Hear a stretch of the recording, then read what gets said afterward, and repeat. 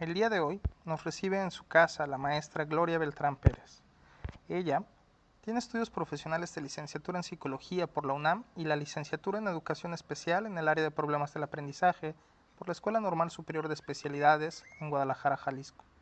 También tiene la maestría en Educación en la Universidad del Valle de Atemajac y cursa el doctorado en Inclusión, Políticas Públicas e Investigación en la Universidad Mexicana de Estudios y Posgrados. Cuenta con experiencia docente en los niveles de educación inicial, de educación preescolar y educación primaria en instituciones públicas y privadas y ha sido también docente profesional de licenciatura y maestría. Tiene experiencia profesional como asesora psicopedagógica de niñas y niños con necesidades educativas especiales y ha diseñado y facilitado cursos o talleres dirigidos a docentes, docentes especializados, padres, madres de familia, instituciones educativas y de salud. Es también especialista en diseño curricular, trabajando en el diseño de 2 licenciaturas, 3 maestrías y varios cursos y diplomados. Actualmente es cofundadora y directora del Instituto Latinoamericano de Estudios en Resiliencia Aplicada, que tiene como objetivo promover, orientar, incrementar y desarrollar programas y actividades tendientes al beneficio de la sociedad, buscando en todo momento el fortalecimiento de los recursos resilientes, la salud, la empatía y la paz, a través de formación profesional y educación continua, la difusión del concepto y promoción de las fortalezas resilientes, así como la investigación científica. Muchísimas gracias, Gloria, por recibirnos en tu casa, por compartirnos tus sentipensares resilientes. Gloria, bienvenida. Muchísimas gracias, Gloria Beltrán, por estar con nosotras, con nosotros. Muchísimas gracias, es un honor. Te conozco por ahí desde el 2012, más o menos, unos 8 años.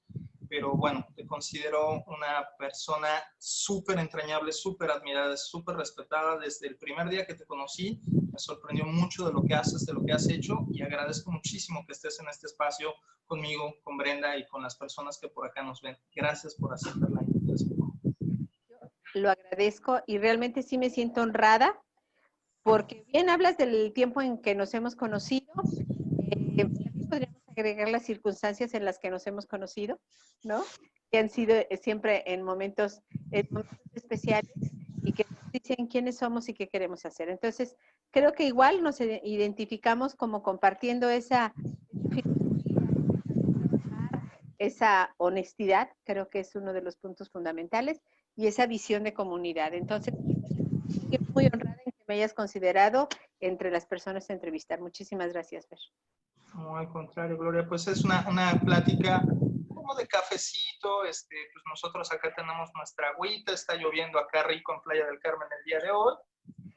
Brenda por acá se nos suma, estaremos platicando constantemente. De repente nos saldremos por ahí porque pues en estas circunstancias de confinamiento, de quédate en casa y demás, de repente nos llaman por ahí, hay que atender alguna cosilla, pero prestando atención plena, con corazón escucha. Y gracias por compartirnos tu sentir pensar. Gloria, bienvenida. Muchas gracias, Brendis. Encantada de estar aquí.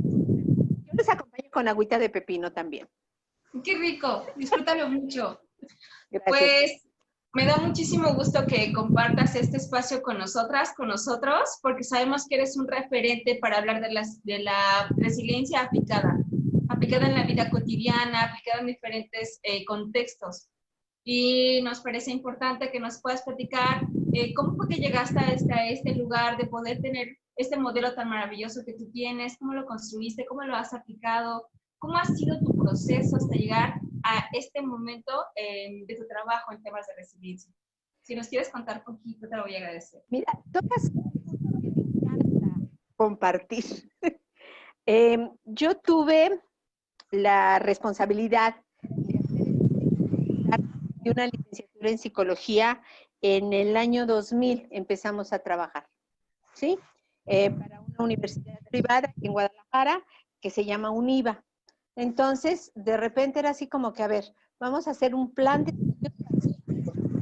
Yo estudié la carrera de psicología en la UNAM.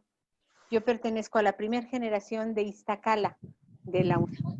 Y cuando estoy hablando de esta primera generación, quiere decir que cuando nosotros entramos a estudiar, no había, o sea, el edificio estaba solamente los baños tenían puertas, ningún salón de clases, no había laboratorios. Fue una situación. Y era director de la universidad Emilio Ribes Iniesta, el Skinner mexicano. Okay. Ayer estaba yo contando que en una ocasión, acabábamos de entrar, tendríamos, no sé, 2 meses en la universidad, estábamos haciendo un trabajo y llegó Emilio Rives al salón de clases, ¿no? Ahí ya había un plan para materia, era, lo mínimo que te podía sacar era 8 de calificación en un examen, ¿no? Y lo tenías, las máximas oportunidades que tenías eran 2 oportunidades por examen. Y si no, reprobabas la materia y el examen extraordinario mínimo 8. Estricto en eso. Pero él llegó al salón y lanzó una pregunta que estábamos viendo, lo que fundamentos de psicología. La pregunta era, ¿en qué se parecen esto y en qué son diferentes? Y yo así con todo, pues el temor, me levanté y dije, yo opino. Volvió, se me quedó viendo y me dijo, tienes acreditada la materia, ya comprendiste todo. Entonces, anoche estaba, después de la plática que tuvimos, estaba recordando esa experiencia con Emilio Rives y,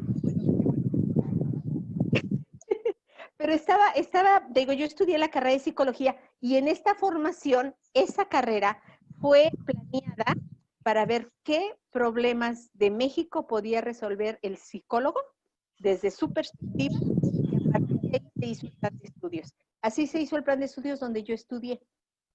Wow.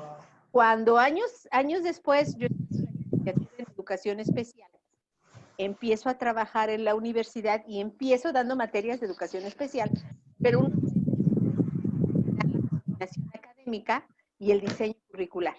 Entonces yo tenía esa preparación. Tiempo, perdón, Gloria. Fíjate que se está interrumpiendo un poco el audio. No sé si será como tu micrófono y si podamos hacer una mini prueba sin manos libres, a ver si de casualidad se escucha mejor. Y no sé, a ver si podemos hacer una prueba. Yo te escucho bien a ti, ¿me escuchas tú bien a mí? Te escuchamos un poco con eco, pero bien. De hecho, te escucho, porque con otro, con el micrófono, como que se cortaba. Ah, pues, como usted, yo me siento más a gusto así. Ah, pues mejor aún. Entonces, ¿Sí? adelante, te seguimos escuchando. Evito Gracias. alejarme nada más, Ajá. porque luego lo que tiendo es irme hacia atrás y ya, y me alejo del micrófono, pero bueno, lo acercamos y me acerco. Bueno, Excelente. okay. ¿En qué íbamos?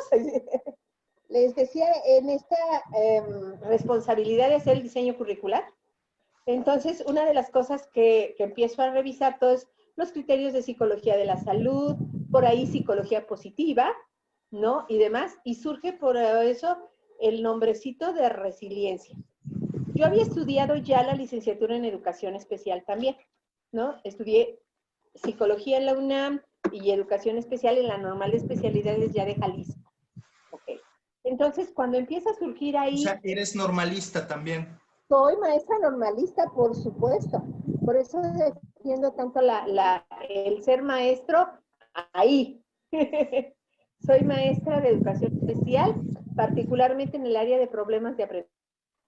Haciendo un estimado, he atendido aproximadamente a 3,000 niños con problemas de aprendizaje, ¿no? Y tengo un centro psicopedagógico, ¿no? Que sobre todo en trabajo eso de cómo estimular el desarrollo, aprendizajes específicos, el lenguaje. Uno de mis trabajos más importantes ha sido la estimulación del lenguaje en los niños. Bueno, entonces ya con esta responsabilidad empezar a estudiar y surge por ahí el nombrecito de resiliencia y a mí me brincó, pero enormemente, porque lo relacioné mucho, como ayer lo comentaba, con la teoría del desarrollo de los procesos psíquicos superiores de Vygotsky, donde habla de la actividad consciente como la superior de las funciones psíquicas superiores.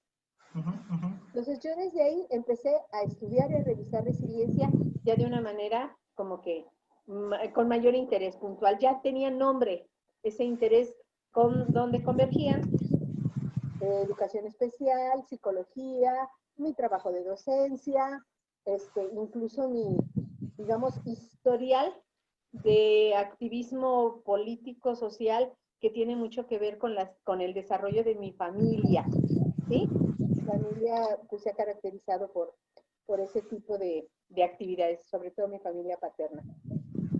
Mi abuelo fue fundador del Partido Comunista Mexicano y entonces entre las amistades de casa era Rivera, Siqueiros, la política, y bueno, ha sido completamente, pero era un activismo político como muy de lectura, muy de crítica, y criticar y no hacer mucho.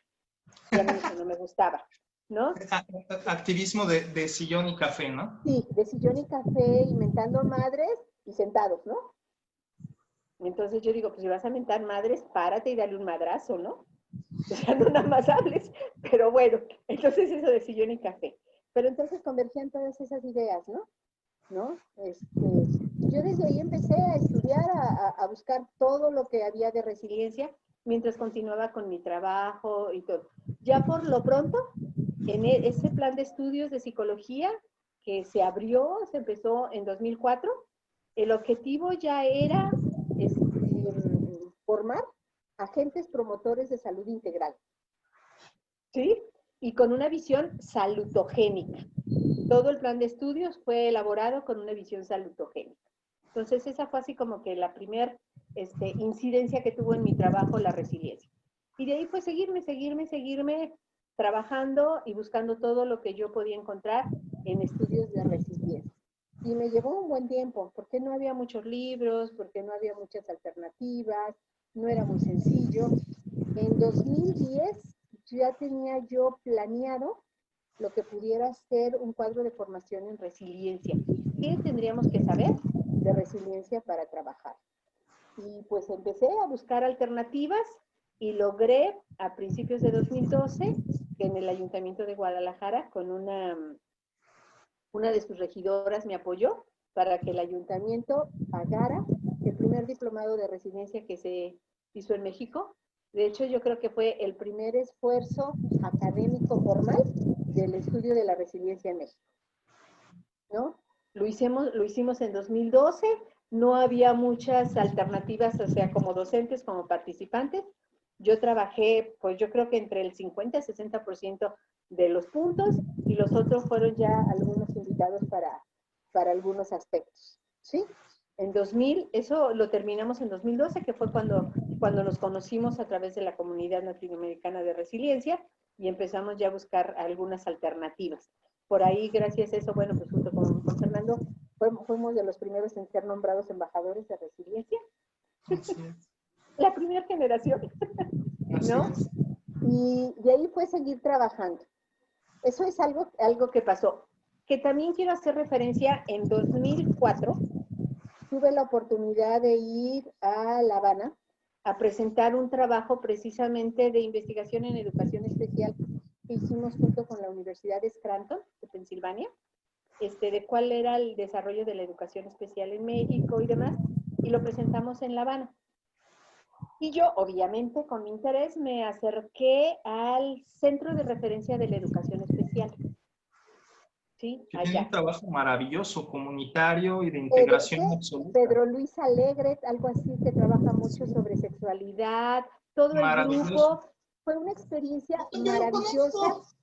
Imagínense que termina el congreso a las 5 de la tarde y pues le platicamos, nos queremos saber qué están haciendo, qué hay, etcétera, etcétera. Y nos vemos a las 8 de la noche para cenar, ¿sí?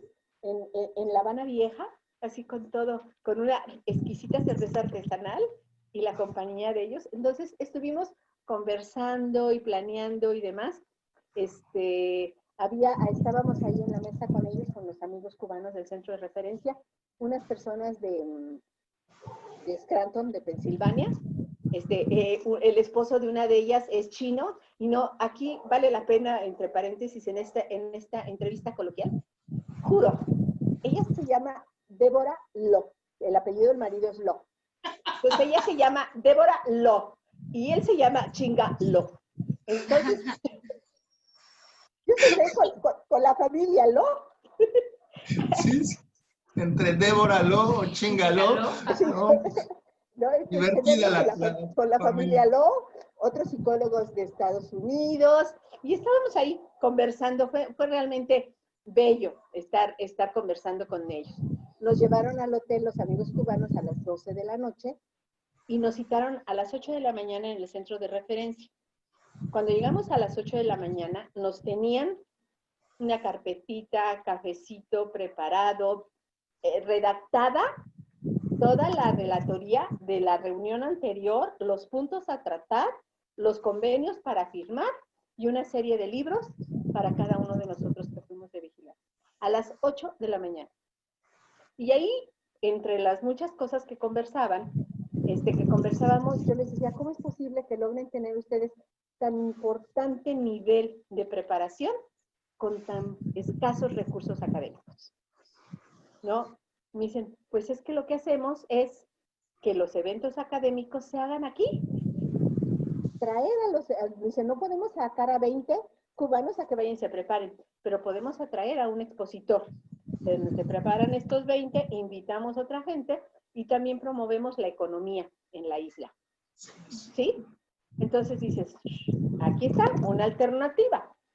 ¿No? Yo desde ahí empecé como que a ir planeando todo lo que yo pudiera hacer y de ahí surgió la idea de ir invitando a especialistas, ¿sí? A gente interesada. En ese momento no había los especialistas como tales.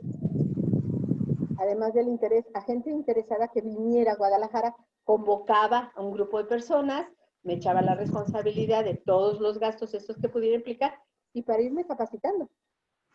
Esa fue una de las alternativas, ¿no?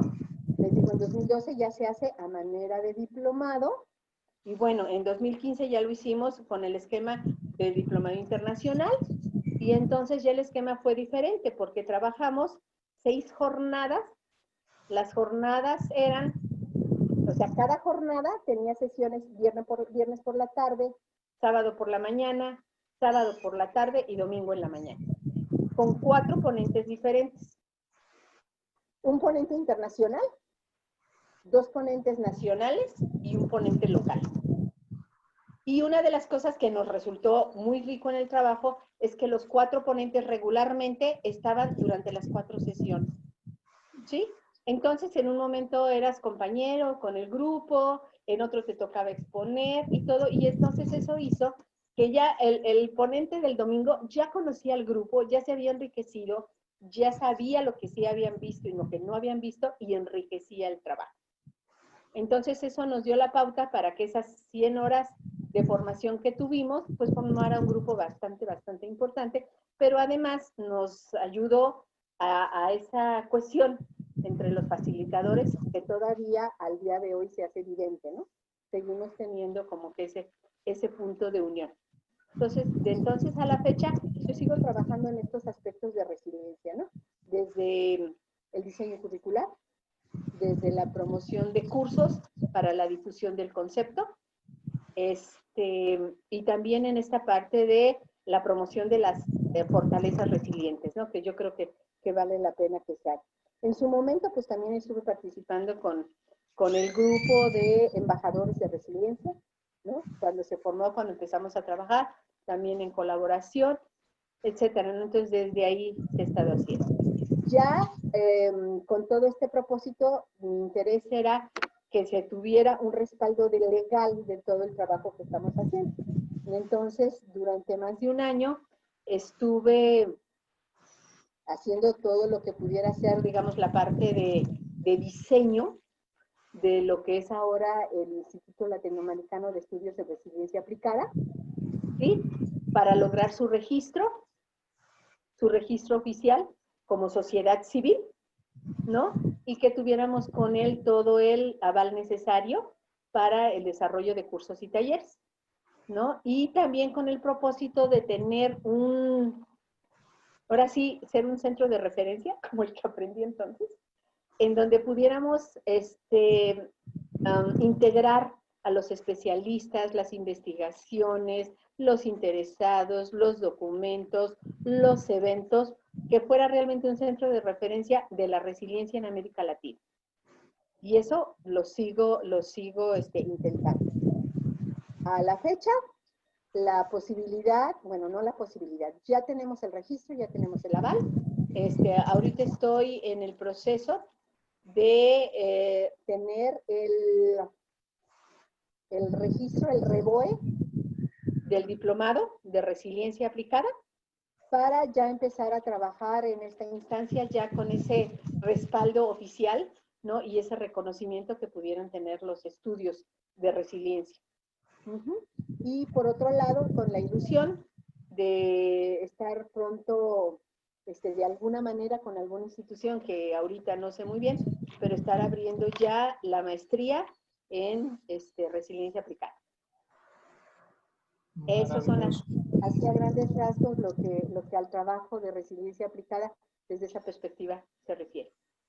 Un trabajal de años, de muchísimo arrastrar el lápiz, de acompañar personas, de ser acompañada. Fíjate, Gloria, que mientras te escuchaba y te escuchaba decir lo de Cuba y conocer a Pedro Alegro, que yo también lo conocí, cuando yo me graduó de la licenciatura, coordiné un proyecto con más de 170 estudiantes para trabajar en una secundaria de manera simultánea con 1,800 adolescentes, jóvenes de secundaria. Y lo que hicimos, o sea, un poco lo que pudimos hacer en la escuela fue que fuimos 120, 130 estudiantes a Cuba a presentar los resultados de esa intervención en la secundaria. Y fuimos puros estudiantes que apenas estaban aprendiendo, que además de ahí surgió mi tesis de la licenciatura. El nombre era Abordaje Preventivo de Conductas de Riesgo en Adolescentes de la Secundaria Fulana de o sea, ¿sabes? ¿No? Títulos kilométricos para que la aprobaran, porque la escuela en la que yo estaba, pues tenía como marco referencial el psicoanálisis.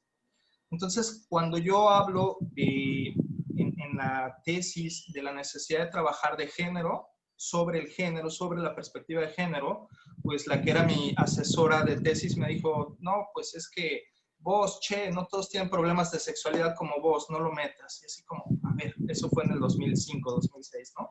Cuando las mujeres no cuentan, el psicoanálisis está hecho para hombres. Exactamente.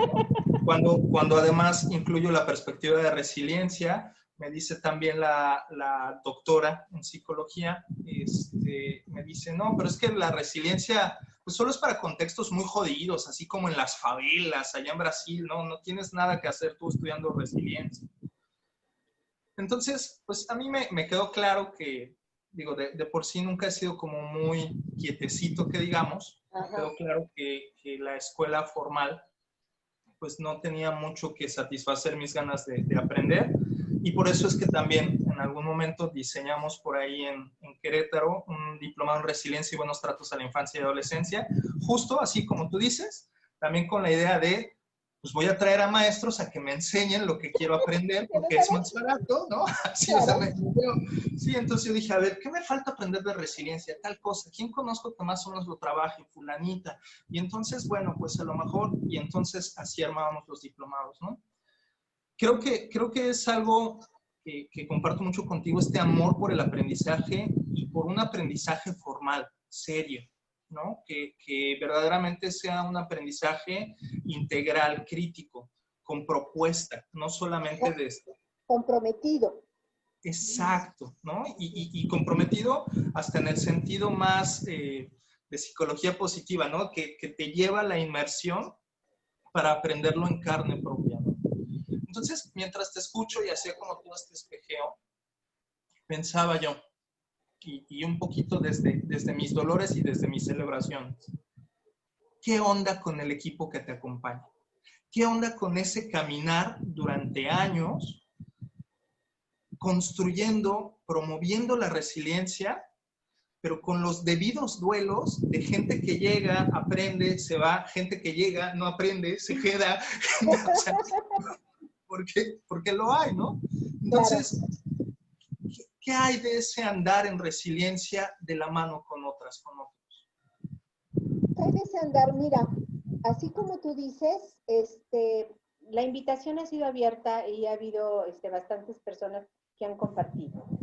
También es cierto que en algún momento han compartido y algo han brindado, o han compartido y con algo se han quedado y muchas gracias y con permiso, ¿no? O sea, ahí cada uno. Yo lo que he ido aprendiendo, no a soportar, aprendiendo a disfrutar. El momento del encuentro lo disfruto con total claridad de que no va a ser permanente. ¿Sí? Entonces participan, estamos, estoy bien, invito, vienes, qué bueno, lo disfruto. No surge. Y bueno, te puedo comentar, una parte del instituto, o sea, cuando lo formamos y todo, puede meterle mucho trabajo, muchas cosas y también mucho dinero, ¿no? Hasta la fecha, yo cada viaje a México, el costo el pago a la notaría, ¿no? El pago a la notaría, pues fueron cerca de 20,000 pesos, ¿no? Para hacer el registro, porque un montón de cosas, ¿no? Lo que quieras. Y entonces implica eso, yo dije, pues mira, vamos a ver de qué manera podemos mantener esto. Pues vamos a ver gente que haya miembros asociados, ¿qué les ofrecemos, ¿no? Por ser parte del instituto, ¿no? ¿Qué les ofrecemos y qué pueden? Entonces les pedimos, ¿sabes qué? Pues que paguen 1,000 pesos anuales por ser parte del instituto, ¿no? Miembros asociados al instituto. Yo dije, va, caramba, con 50 que tengamos ya sacamos los gastos y ya tenemos para trabajar un rato, ¿no? Y pues tenemos ahorita 5. O sea, sí, entiendo. Sí, pues tenemos ahorita 5. Esos 5, como parte del compromiso que se hizo con ellos de compartir, están participando en las jornadas de actualización, porque el compromiso es brindarles esa oportunidad, ¿no? Pero así como te digo que esperamos tener esto y tener como que todo una cantidad enorme de personas apoyando, y pues no, y cuando se trata de pagar a veces 5 pesos menos, ¿no? Entonces, lo que he ido aprendiendo pues es a disfrutar la ilusión, a disfrutar el rato que dura, y luego a disfrutar, planear el siguiente paso, a ver hasta dónde llega, ¿no? Lo que sí es que ya no me duele. No sé, Brenda, creo que sí estaba, no me fijé, como en la parte final de la presentación de ayer, del modelo de ayer, ¿no? Es esa parte de lo que es la trascendencia. Yo sí, yo ya tengo bien claro que a mí lo que me interesa es lograr eso, ¿no? Lograr promover las fortalezas resilientes, que se estudie más, que ese concepto se comprenda en todo su profundidad y esplendor, ¿no? Que lo sea. Ese ya es el interés. Lo demás, todo lo que resulte en el camino y todo lo que obtenga en el camino será ganancia. ¿Sí? Extra.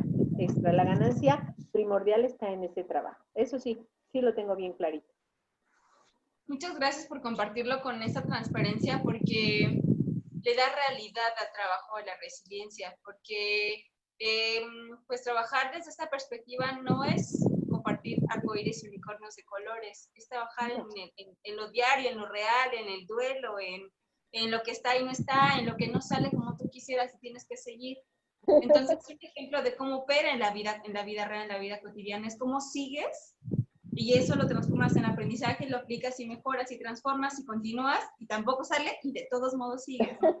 Sí. Entonces, Yo me creo parece que un ejemplo muy resiliente. esa es la parte de no estar esperando acá afuera la luz, el poder que me ilumine y nada. Cerrar los ojos y sentir esa luz, ese poder, esa fuerza y pa'lante. Pa'lante y no a lo pendejo. Exacto. Sí, claro, o sea, es más una forma muy mexicana de decir hay que estudiar. O sea, que formarse también requiere una perspectiva académica, metodológica muy clara de lo que estás haciendo. Y eso es algo que yo reconozco mucho de tu trabajo, que tenga esta perspectiva científica, técnica, tecnológica tan clara para actuar, ¿no? Y ahora trayendo la conversación a la actualidad, me gustaría preguntarte, tú, desde tu lugar, ¿cuál crees que sea el reto más grande que tiene la resiliencia o el estudio y la aplicación de la resiliencia en este momento de la pandemia? A ver, creo que tiene que ver con tener una conciencia real. Insisto en esto. A ver, la pandemia es una amenaza, sin lugar a dudas, ¿sí? Es real, es un virus y ahí está y es real. Aquí lo que habría que ver es ver el otro lado, o sea, qué fortalezas y qué oportunidades tienes. Y creo que es un punto donde se ha trabajado poco. Uno de los mayores problemas que tenemos es desde el punto de vista de las fortalezas personales, es la debilidad física, estilos de vida no sanos, donde la alimentación, una alimentación extremadamente ácida, ¿sí? no favorece, donde el estrés, el estado de ánimo, el choque de una vida con otra, y me refiero al choque emocional, el hacinamiento físico, la falta de armonía en la vida cotidiana, de buscar un espacio así donde crezcas, donde te sientas, y que no tiene que ser de grandes hectáreas, ¿no? Que puede ser algo pequeño, pero en términos generales, un estilo de vida insano, ¿sí? Propicia que una amenaza se haga más grande. Entonces, habría que cambiar ese estilo de vida y generar fortalezas personales. Pero además, cuando tú generas las fortalezas a ese nivel, también cambias el entorno y entonces generas toda una serie de oportunidades, ¿sí?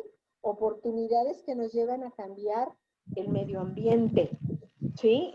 A enriquecer con vegetales, con animales, con relaciones, con el entorno. Enriqueces eso y se vuelven también oportunidades que te van fortaleciendo personalmente. Entonces, yo lo que creo es que podríamos y que tendremos que estar como que no jugando, sino comprometidos, ¿sí? A disminuir la amenaza, pero no luchando contra la amenaza, ¿sí? Sino trabajando para las fortalezas que naturalmente la minimizan. Creo que ese tendría que ser un enfoque como muy claro, ¿no? En el marco de la resiliencia, en el marco incluso de la cultura de paz, que va más allá de la paz entre personas, que es en la paz con el entorno, ¿no? Entonces, creo que por ahí tendríamos que estarlo hablando. Te escucho y pues quiero como conjugarlo con esto que mencionabas hace ratito de hacer la asociación civil, ¿no? Sí. Porque me mueve, yo también como en este andar, me mueve pensar a todos los recursos económicos que se requieren para echar a andar proyectos hasta de autocuidado, ¿no? Porque es más barato comprarte una bolsa de papitas que comprarte lo suficiente, y bueno, te llenan un poco más, al menos te inflan un poco más, que comprar los alimentos suficientes para sentirte satisfecho y además nutrido en muchas ocasiones. Entonces, en muchas ocasiones hay una dificultad para tener acceso a ciertas cosas que nos permiten estas vidas más saludables y que atraviesan por lo económico indiscutiblemente, ¿no? Incluyendo cosas en nuestro país, por ejemplo, sin ánimo de politizarlo en términos partidistas, ¿no? Al menos en ese sentido. Ya no hay partidos a los que puedas abonarle, no hay. Entonces, pues una de las principales problemáticas es que aquí ni siquiera tenemos claros cuántos casos hay verdaderamente, porque no se está invirtiendo en detectarlos, porque no hay dinero para eso y se están utilizando esos recursos en otras cosas, ¿no? Entonces, ese tipo de cosas, por ejemplo, me llevan a pensar y a preguntarte, ¿no? ¿Qué tanto la resiliencia se teje o se nutre o se sostiene a partir de lo material? ¿Es o no importante? ¿Para ti crees que sí, pero no? Más o menos, ¿cómo lo vives y cómo lo has vivido? Sobre todo cuando has estado en entornos, por ejemplo, de educación especial, que a lo mejor no tienen ciertas condiciones materiales, pero en el momento en el que trabajas, identificas cosas. Ajá. A ver, yo considero que las cosas materiales son importantes, pero no es lo más importante de la vida. Entonces, desde ahí hay que ir entendiendo las cosas de una manera diferente, que no podemos juzgar por un elemento, lo material o no material, etcétera, sino que vamos aprendiendo en un mundo complejo, que por ahí inicié el doctorado en pensamiento complejo, que al final me resultó más confuso que complejo, entonces lo dejé un poquito. Ahora estoy haciendo el doctorado en educación inclusiva. Me gusta más, tiene más aplicación y es menos rollo. Pero viendo en esta parte del mundo complejo hay algo que vas aprendiendo a ver. Seguramente por ahí recuerdan la propuesta de el desarrollo del juicio moral de Colbert. Sí. ¿Sí? Bueno, una de las cosas que él señala y que a mí me enriqueció mucho cuando lo conocí es que los criterios morales no son líneas a seguir, ¿sí? Sino los criterios morales son parámetros a través de los cuales nosotros nos ponemos en dilemas, ¿sí? O sea, los planteamos dilemas. Entonces, no se trata de ir, o sea, como que el valor, lo material es bueno, lo material es malo, sino cuando ponemos el criterio de lo material ante la salud o lo material ante la inseguridad, por ejemplo. ¿Sí? Entonces, a ver, a mí si lo material, a mí una barda más alta me produce mayor seguridad, que pongan una barda más alta. Lo material me genera seguridad, ¿no? Entonces hay algo de lo que vas aprendiendo a no establecer juicios por criterios estáticos, sino en un momento dado siempre en comparación con otros.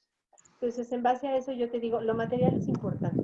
Para mí contar con este espacio, ¿no? Y este espacio que yo adoro y venero la forma en la que lo recibí, ¿sí? Ahorita les comento.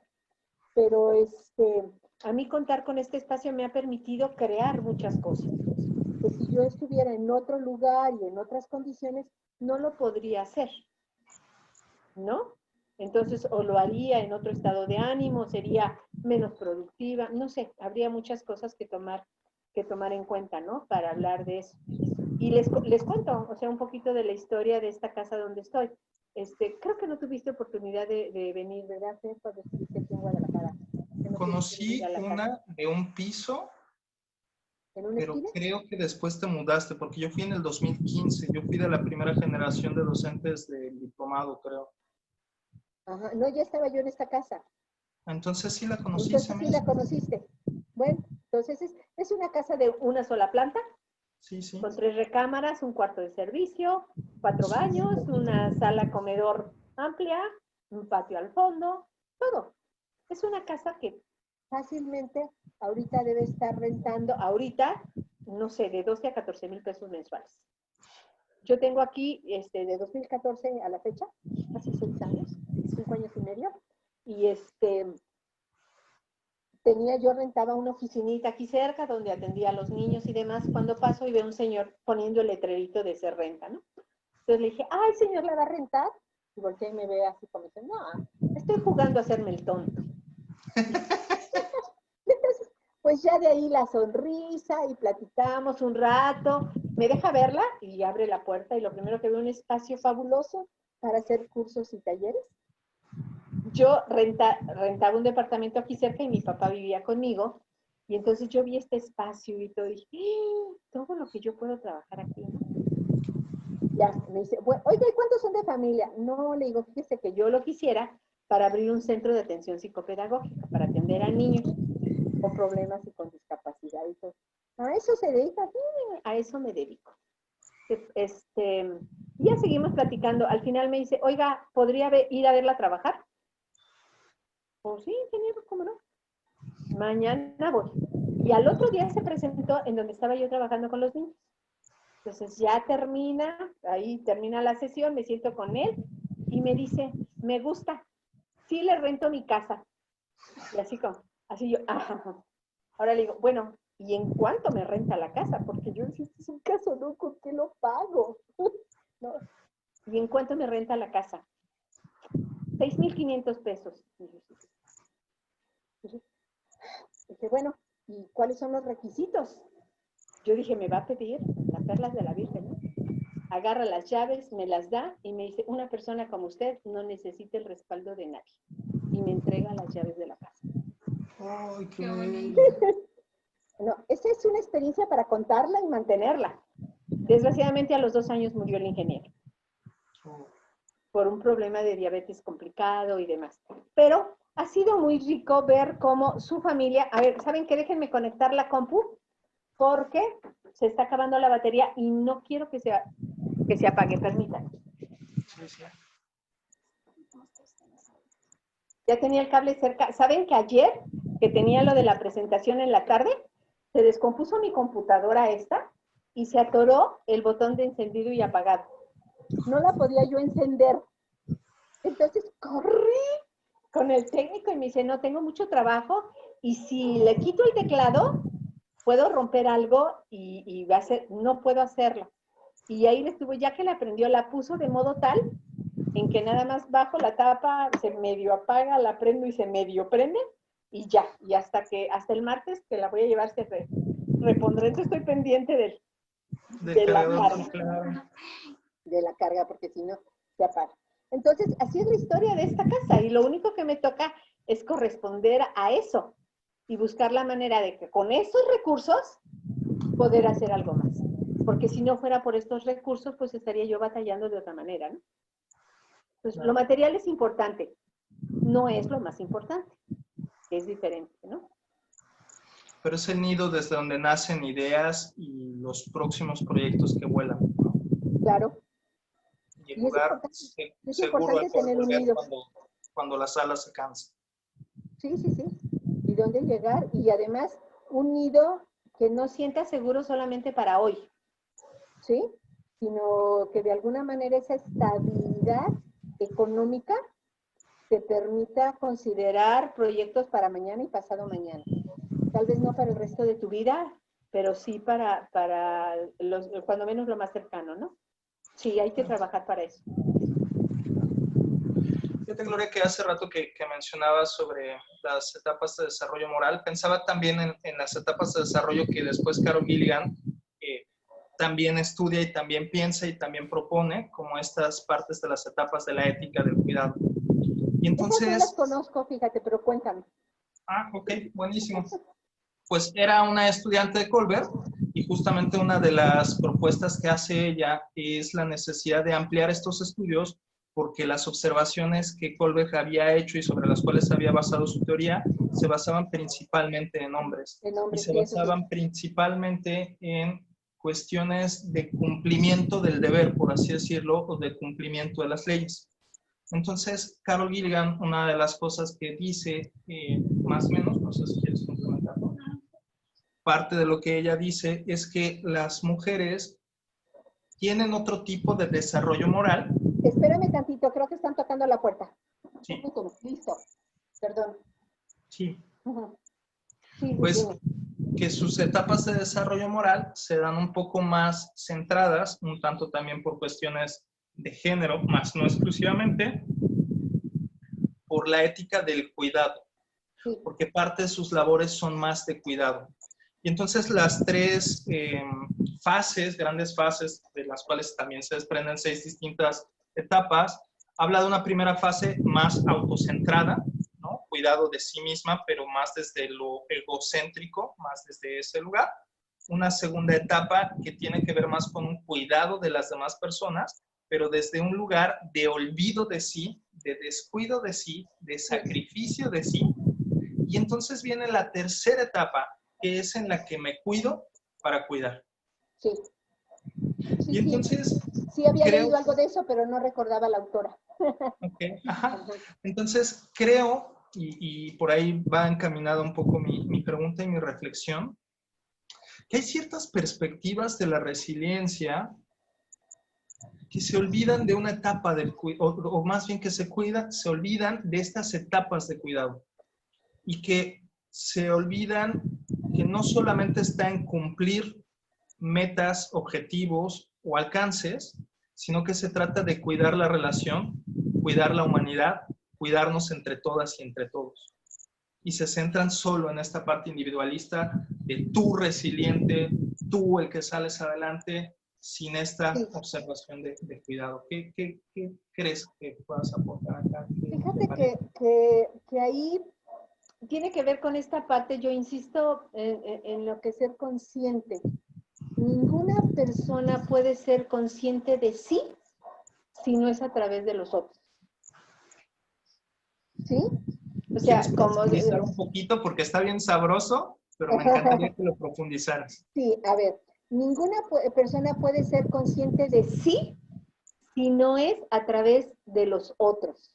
Los otros me hacen ser conscientes de mí, ¿sí? Entonces, no puedes estar desvinculado. Es esa parte fundamental. Por eso yo creo que bueno, no rollo, digo, este rollo de la resiliencia es mucho más que un rollo, ¿no? Es mucho más que un rollo, pero implica muchas cosas porque tiene que ver con un autoconcepto diferente. Y en ese autoconcepto diferente no estoy hablando de una individualización, ¿sí? Comentó María Gabriela, se llama en la primera sesión ahora de tópicos, hablaba del nosotros. Yo tengo tiempo hablando de que hablar de resiliencia es ir del yo al nosotros. Y en esa concepción del nosotros tener perfectamente claro que el nosotros me implica a mí también. No me olvido de mí, ¿sí? Entonces, por eso insisto en esto de la resiliencia, en ese nivel de conciencia del entorno, de los tuyos, de todo, porque somos a partir de la convivencia con los demás. Sí es importante ese reconocimiento de la identidad porque te hace un individuo, pero no te hace un individuo solo. Ese individuo siempre es en conexión con los demás. Desde los aspectos, somos chaparros, gordos, flacos, en función del que está junto a nosotros. O sea, ni siquiera los elementos así que pudieran ser como fundamentales, lo son de manera aislada y en sí mismo. Creo que de esta propuesta de Colbert, algo de lo que es un poquito, es más rico, es aprender a vivir en esa situación de dilemas, ¿no? De poner en un momento dado, en circunstancias, a discusión los elementos. No seguir líneas, sino tener ese criterio de ir manejando parámetros. Y creo que en ese manejo de parámetros habrá algunos momentos en que tenemos que detenernos, ¿sí? Y recuperar fuerzas. En este momento, ante esta situación, espérame, la situación está así, me tengo que detener, tengo que recuperar fuerzas, tengo que cuidar estos elementos, esto todo. Ya lo hice, tengo oportunidad de dar un pasito adelante y compartir y hacer, ¿no? Pero es tener esa capacidad de juicio que nos lleva a ir tomando decisiones y a ir nivelando el juego entre estos elementos, ¿no? Me parece Eso muy ya adecuado no es el yo y ustedes, es el yo y nosotros. Me parece muy adecuado y puntual esto que estás diciendo, porque llevándolo a esta condición que estamos viviendo de la sana distancia, o sea, hablando desde la identidad se construye en la mirada del otro. Si no hay alguien que me vea, no hay una identidad. Yo soy en medida que el otro me ve y me refleja. Entonces, si no, no es necesario que haya una identidad tal cual. Y eso se lleva completito a lo que vas a decir en el tema del autocuidado. Creo que yo lo podría resumir así, esta aportación que tú haces de qué es lo que tiene que hacer la resiliencia, aportarle a cuidarse, aportarle a la prevención. Ahorita tenemos que estar en el momento de la resistencia, cuidándonos, cuidando. Sí, es que ya no es resistencia. Resistencia me refiero sobre todo a resiste este momento tenso, resiste la tensión. Sí, lo entiendo, pero es que en ese momento ya no es resistencia, ya es resiliencia en sí mismo. ¿Sí? Creo que sí es muy importante como ir eliminando ese tipo de conceptos. A ver, yo me pongo el cubrebocas y yo no me lo pongo para protegerme porque tú estás apestado y no quiero que me enfermes. Porque tú y yo podemos estar apestados. Es esa posibilidad la que nos obliga a protegernos. No es yo estoy sano, a ver, es que yo puedo estar enfermo. No es los sanos nos cuidamos de los enfermos. Todos podemos estar enfermos y no lo sabemos. ¿No? Es una posibilidad que nos abarca a todos. Todos podemos estarlo. ¿Quiénes los van a estar más? ¿Quiénes lo van a estar menos? Los que logren ir marcando estilos de vida menos riesgosos. ¿No? Creo que esa sería la parte fundamental para irlo viendo en este sentido. Pensar en nosotros.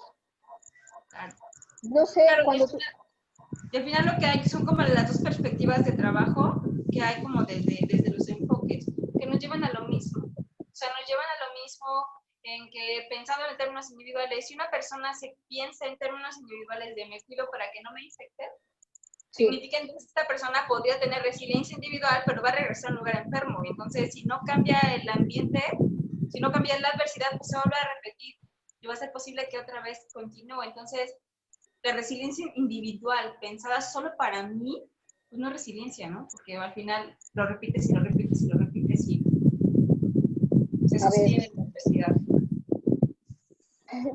yo no me atrevería a decir tanto como que eso no es resiliencia. ¿Sí? A mí me parece que eso puede ser el inicio o tener algunas fortalezas resilientes, pero que todavía tendría que ir más allá en ese sentido. Y qué bueno que va teniendo limitaciones, que va teniendo cierto grado de conciencia de su entorno inmediato.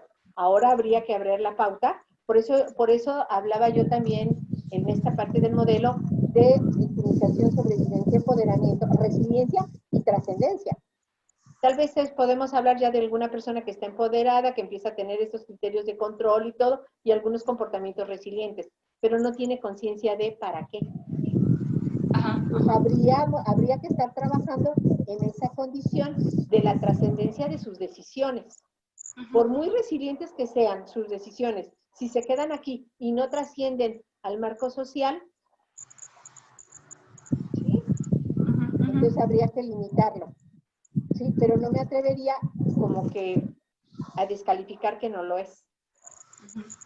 Y también entonces esto me lleva a decir que la resiliencia en sí misma es un proceso. Sí. Es un proceso que tiene que tener claro un para qué. Es que cuando tú tienes claro que la vida, el desarrollo es un proceso. El desarrollo es un proceso de adaptación. Psicogenéticamente hablando. Entonces, es un proceso y como tal proceso tiene fases. Tiene fases, pero además estas fases no son constantes ni de constante ascendencia.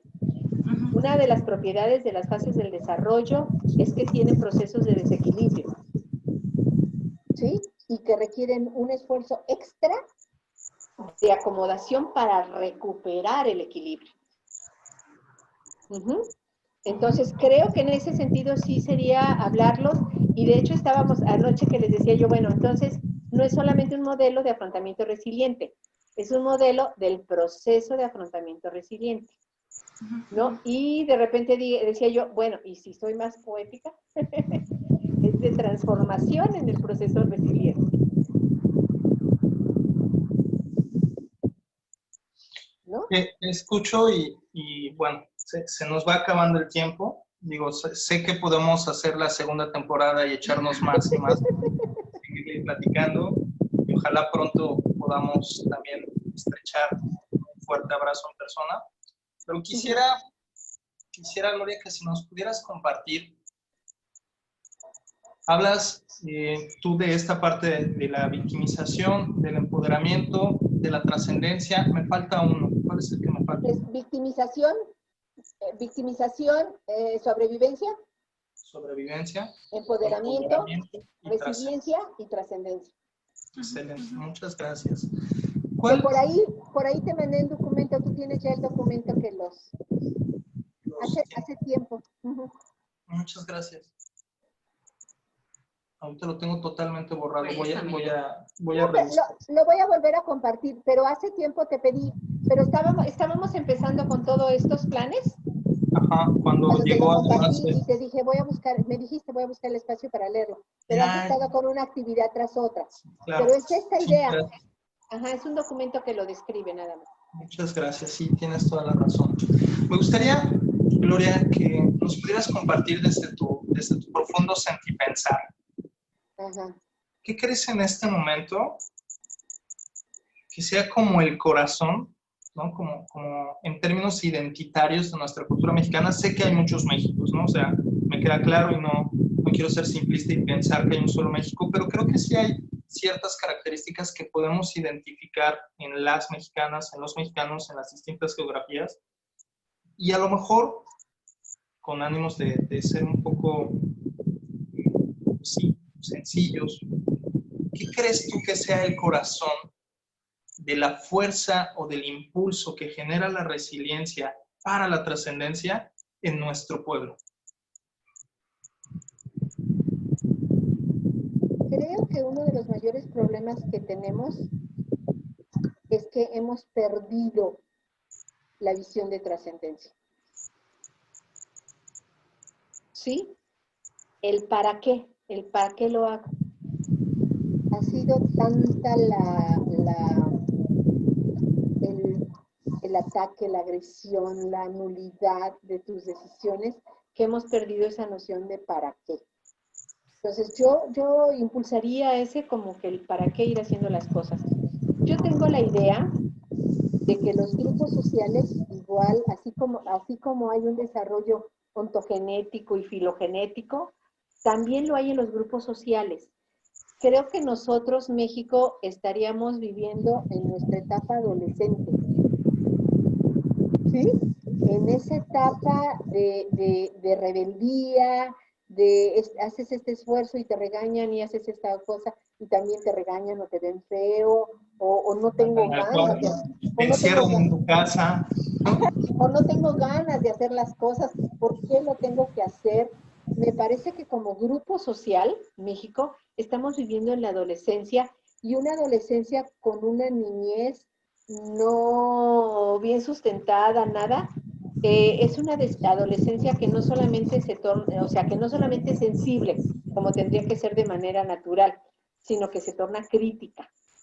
Creo que uno de los problemas sociales que tenemos es que estamos en esa etapa como sociedad, en plena adolescencia, y en la adolescencia una de las características fundamentales es el tratar de accesar a un pensamiento lógico formal, abstracto, de tratar de indagar algo más allá de lo concreto, de lo material, ¿no? Entonces, yo creo que una de las cosas que podemos hacer es estar incidiendo en esos procesos psicoeducativos, ¿no? De la trascendencia de nuestros actos, del mundo más allá de lo que vemos y de lo que tocamos, ¿no? De la importancia de los sentires, pero también de la proyección. Yo creo que es ver de qué manera logramos equilibrar neuronas, corazón, ¿sí? y otros elementos que nos den coraje, que nos den fuerza. Y otras gónadas, ¿no? Ándale. Creo que lo que podemos hacer es esa parte, ¿no? De ir impulsando ese equilibrio en cuanta oportunidad tengamos, en cuanto con una persona, con 2 personas, con 3 personas, con 1000 personas, con un micrófono en medio, con una cámara, con una conversación telefónica, con todas las alternativas que tengamos. Yo creo que esa sería, pues al menos una de las alternativas, ¿no? De sin prisa, sin pausa, con causa y con cauce. Sin prisa, sin pausa, con causa y con causa. Sí. Yo creo que esa sería una de las estrategias de la resiliencia. Fabuloso. Me gusta mucho la frase. Tal vez así terminamos editando el título de este capítulo. Sin prisa, sin pausa, con causa y con causa. Muchísimas gracias, Gloria. Te agradezco muchísimo este espacio. Muchísimas gracias. Me siento súper honrado y agradecido de platicar. Es mutuo. Sabroso. Sabroso, ¿verdad? Mira, ya me acabé mi último traguito. Lo fui administrando bien. Me da mucho gusto verlos y espero, bueno, que pronto podamos estrechar el abrazo, compartir el café, la bebida, el baile, la sonrisa abiertamente. Muchas gracias por tu tiempo, por tu espacio, por compartirnos este lugar tan bonito y tan significativo para ti. Te agradezco mucho que lo hagas en ese lugar. Muchas gracias. Para mí y para nosotros es un placer escucharte, escuchar perspectivas distintas de gente real, que gente que está chambeando, que está atendiendo a personas, que está llevando a la práctica también. Es muy enriquecedor porque hace la perspectiva más amplia. Eso siempre es muy válido, y aparte con alguien cálido, preparado, que tiene toda la formación académica y el cuestionamiento a sí mismo, es un verdadero placer. Muchísimas gracias, agradezco mucho su consideración. Ándale. Y sigan con su trabajo, que está genial. Muchas gracias por pensar. Ándale. Bailen con su hermano, me lo saludan. Va, muchísimas gracias. Suerte, bye. Adiós, gracias, Gloria. Bye.